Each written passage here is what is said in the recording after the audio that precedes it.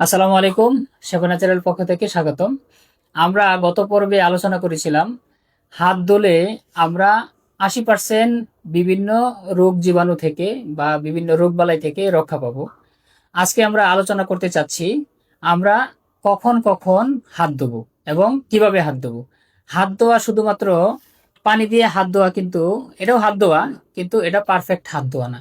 হাত ধোয়া বলতে আপনি সাবান এবং পানি দিয়ে হাত ধোয়াকে আপনার হাত সঠিকভাবে পরিষ্কার হবে। এর জন্য হাত ধোয়া মানে আপনাকে সাবান পানি দিয়ে হাত ধুইতে হবে। এটা হলো আপনার পারফেক্ট হাত ধোয়া। এখন কখন কখন আপনি হাত ধুবেন, সেটা হলো আপনি যে কোনো খাবার গ্রহণের পূর্বে সাবান পানি দিয়ে হাত ধুবেন।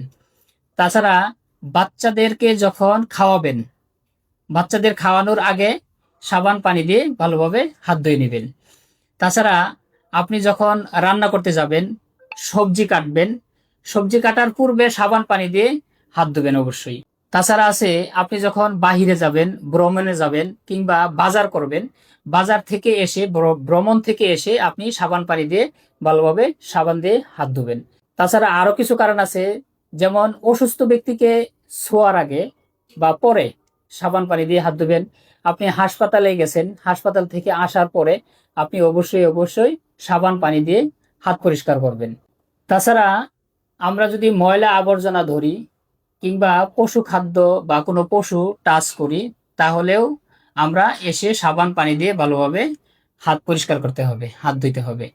এরকম আমরা যদি নিয়মিত এই হাত ধোয়ার অভ্যাসটা করতে পারি বা কখন কখন সাবান পানি দিয়ে হাত ধুইতে হবে, এটা ভালোভাবে মানে আমাদের অভ্যাসে পরিণত করতে পারি, তাহলে আমরা সেই 80% রোগ জীবাণু থেকে রক্ষা পাবো।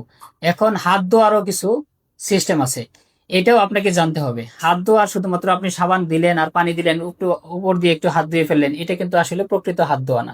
হাত ধুইতে গেলে আপনাকে এই আঙ্গুলের চিপায় ভালো করে এমনি ঘষে ঘষে পরিষ্কার করতে হবে, এমনি দিতে হবে এবং এমনি দিতে হবে। এইভাবে যদি আপনি হাত পরিষ্কার করে এভাবে যদি ধুইতে পারেন, এবং এইটাই প্রকৃত হাত ধোয়ার সিস্টেম। সাবান পানি দিয়ে হাত ধুইতে গেলে আপনাকে অবশ্যই আঙুলের ফাঁকে এবং নখ, নখের পাশে, নখের ভিতরে, যাদের নখ কোনো কোনো সময় বড় হয়ে যায়, তখন নখের ভিতরেও যদি কোনো সময় ময়লা আটকে থাকে, ওগুলো পরিষ্কার করতে হবে।